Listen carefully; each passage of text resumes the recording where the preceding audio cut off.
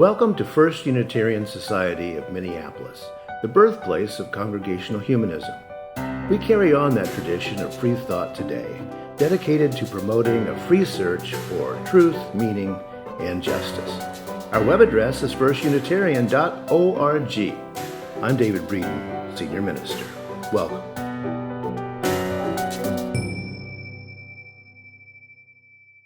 Here are some numbers for your consideration from Harper's Magazine. Many of you know about the Harper's Index. Well, for example, the average cost of an abortion in the United States is $606. The cost of giving birth is $13,393. The percentage of American evangelicals who deny original sin is 65%. And who deny the divinity of Jesus Christ is 43%. I wonder, right? And here's some more.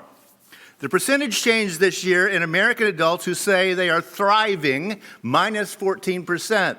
They need to listen to some songs that we have going on here.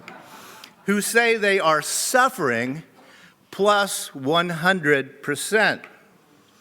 The estimated age at which adults are unhappiest is 48. 48 years old.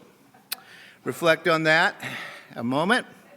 The percentage by which Democrats are more likely than Republicans to be afraid of crowded spaces is 40%. By which women are more likely than men to be afraid of crowded spaces, 59%. And the percentage of Americans who say they aren't afraid of anything is 16%. The portion of U.S. parents who can't afford diapers for their children is 1/3, 1 in 3. And the percentage of Republicans that Democrats believe make more than $250,000 per year, 44%. The percentage that do, 2%. Yes, the percentage of Democrats that Republicans believe are atheist or agnostic, 36%. The number that actually are, 9%. Makes you think, doesn't it? Our theme for the month of December is the path of wonder. 2 weeks from now, I plan to talk about the common criticism of naturalistic observation-based thinking, that criticism being that there's no awe or wonder without some kind of deity. So often we non-theists hear about what I call the ain't gots. You ain't got salvation, you ain't got awe and wonder, you ain't got a God, and we have this whole list of ain't gots that many project upon us. That's in 2 weeks. But today, I want to look at the subjective, personal power of wonder as we each work to construct a self from day to day, especially in this kind of difficult time of year for many people.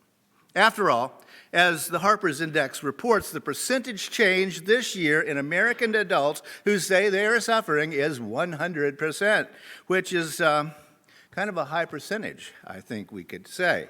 But we need to think about how to worry less and wonder more, I think.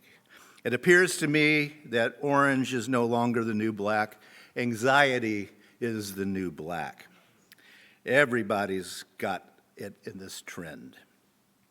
In our anxious time, and especially at this time of year, as the holidays go on, and now Black Friday seems to be in an entire 3-month season or something, right? And people like me get overstimulated. I mean, then I hear little drummer boy tumping for the 99th time today, right? And many of us just want to go hide under a rock somewhere.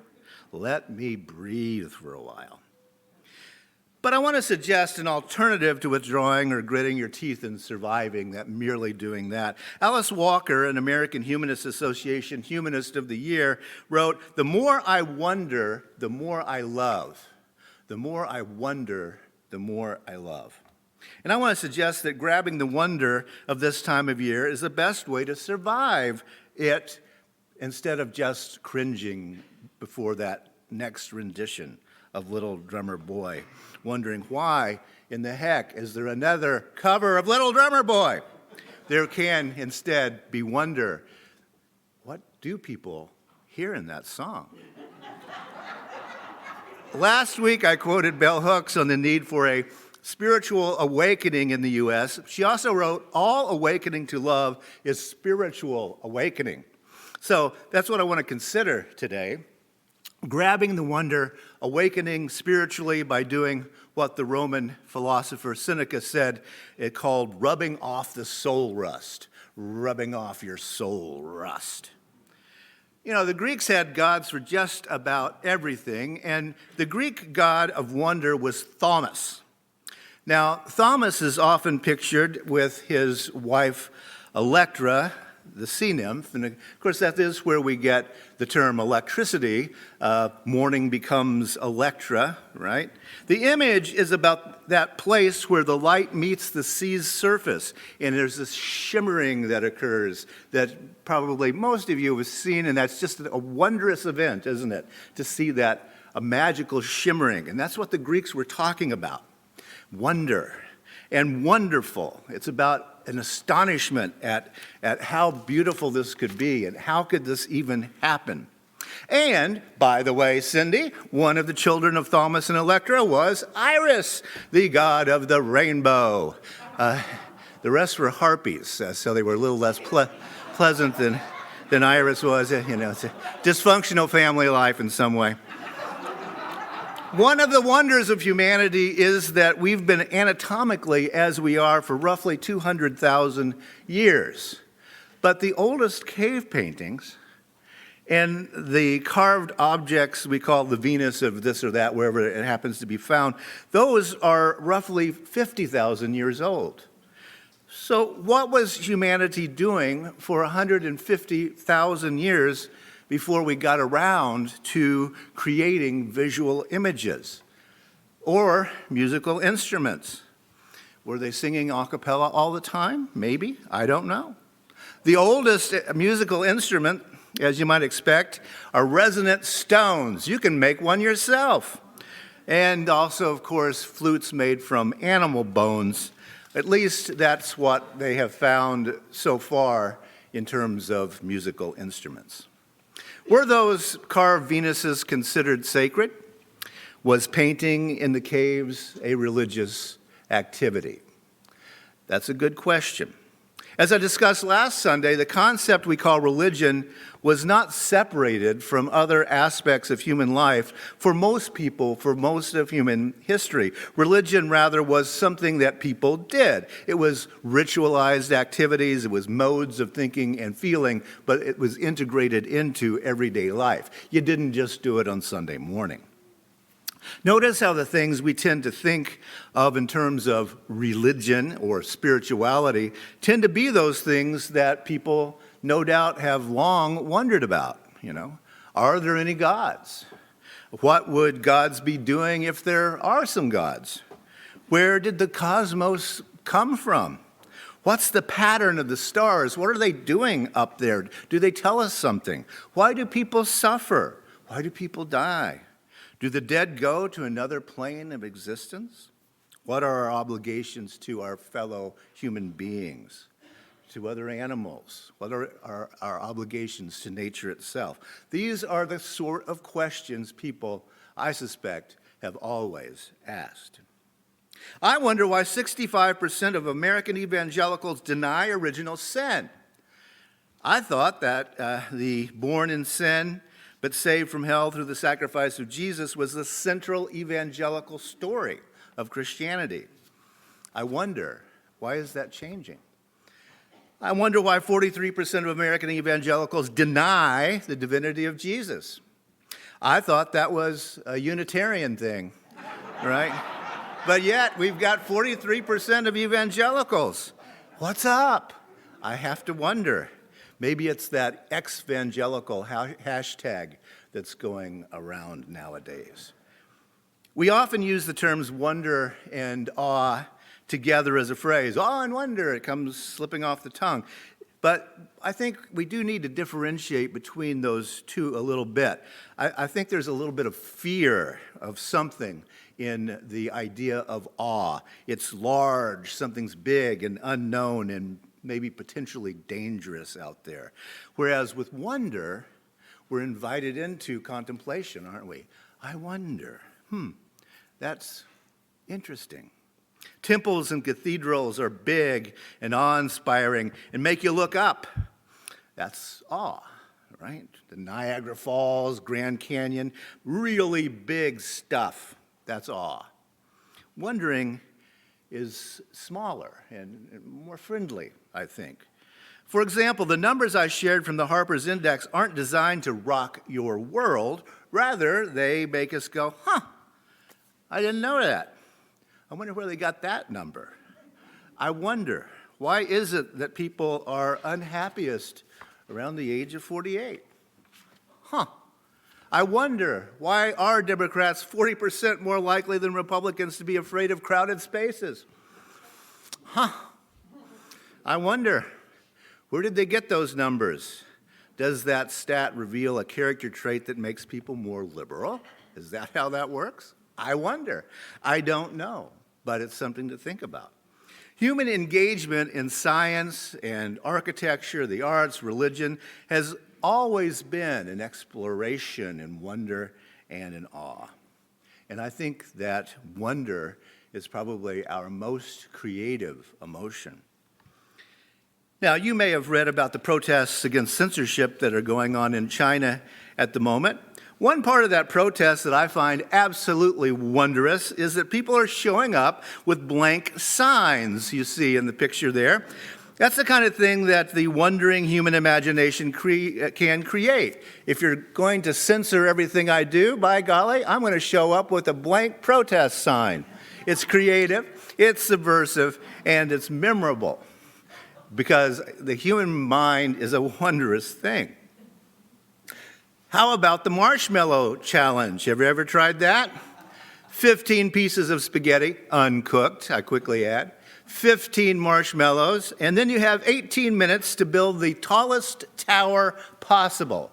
Have you tried that one? Think about it for a moment, and then wonder which group of people can do that best, the fastest. And, not surprising, architects and engineers are the number one group that are able to do that. Who comes in second? Poets, teachers, musicians, physicians, lawyers? Nope. Kindergartners. Sure, right? Architects and engineers, they've studied how structures work. They have already invested some wonder in how that all works. But kindergartners? Because they have no idea how structures work, actually. So they just wonder about it. And they keep messing around. They don't get frustrated and give up or quit. They just keep wondering. We human beings are problem-solving animals, and it's because we wonder and then we discover. But in day-to-day life, we can forget the wonder. You know, we go into the blah, blah, blah, same old cliche, and suddenly I get surly and curmudgeonly about it because I got all this self-talk going on in my head about how dull some things are or how nerve-wracking things are. That's why the book Zen Mind, Beginner's Mind by Senryu Suzuki is still one of the best books on Zen Buddhism. If you haven't read it or listened to it as a book on tape, do so. I would strongly recommend it. It's really the best introduction to Zen Buddhism. And the most famous quote in there is, "In the beginner's mind, there are many possibilities, but in the expert's, there are few." In the beginner's mind, there are many possibilities, but in the expert's, there are few. That's the wonder that we're talking about. Famous quote, "It's about stereotyping less and wondering more. It's about accessing your inner kindergartner." And then I have another quote for you from the book. "When you do something, You should do it with your whole body and mind. Again, think about kindergartners, right? You should be concentrated on what you do. You should do it completely, like a good bonfire. You should not be a smoky fire. You should burn yourself completely. If you do not burn yourself completely, a trace of yourself will be left in what you do, end quote. And by that he means ego, which is the thing that Zen Buddhists want to get out of our lives. Because that's what we learn, isn't it? We learn to be an expert in something.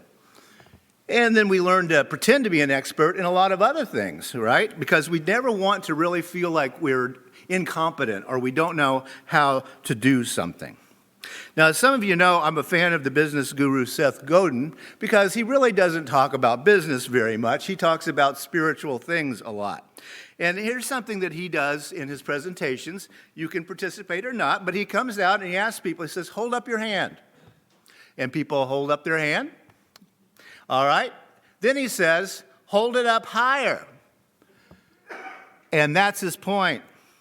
We hold back.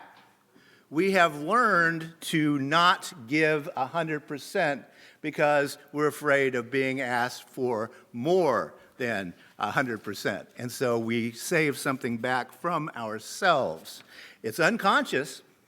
You don't think about it. You've simply had that hammered into you by the culture itself. We're often fronting in anxiety about someone coming along and asking something of us that we don't know the answer to or we don't know how to do, something that we're not an expert at. And so we learn to front and to hold back. You know, it's the hokey pokey thing, right? You put your whole self in, you take your whole self out. But we learn to pretend to put our whole self in, but we're not doing that. Which goes back to Alice Walker's point. The more I wonder, the more I love. More, more, more. Seth Godin also has this to say to us. Even the longest biography is only 66 hours on audio, he says. This means that the author has to leave out almost everything. We write our own autobiography, he goes on to say, each day by deciding what to focus on, what to rehash, and what to worry about. The same life story can be told in many ways, and the way we tell it changes who we are and who we become. Who, he asks, is editing your version? How are those 66 hours of your audiobook obituary going to read? You decide. You decide. It's a very good question. Who is editing your story? Is it you with your whole self in, or are you holding something back, even unconsciously, because we learn to do that? Are you and I grabbing the wonder, or are we sheepishly leaving behind the last piece there because we just can't bring ourselves to be that big in life? Remember that stat. 100% of surveyed Americans expressed anxiety. That's a convincing majority. I wonder what we can do about that anxiousness. And I think that Suzuki was right about that. Quote, you should not be a smoky fire. Get out there and be a bonfire. Burn yourself completely, as he phrases it. As Alice Walker phrased it, the more I wonder, the more I love. Humanity is where we are today because people for 200,000 years have said, I wonder, I wonder, I wonder. But let's be sure we go with Alice Walker's second point there as well. The more we wonder, the more we love. Because, let's face it, you want meaning, you want purpose, then I've got an answer for you for meaning and purpose. Wonder and love.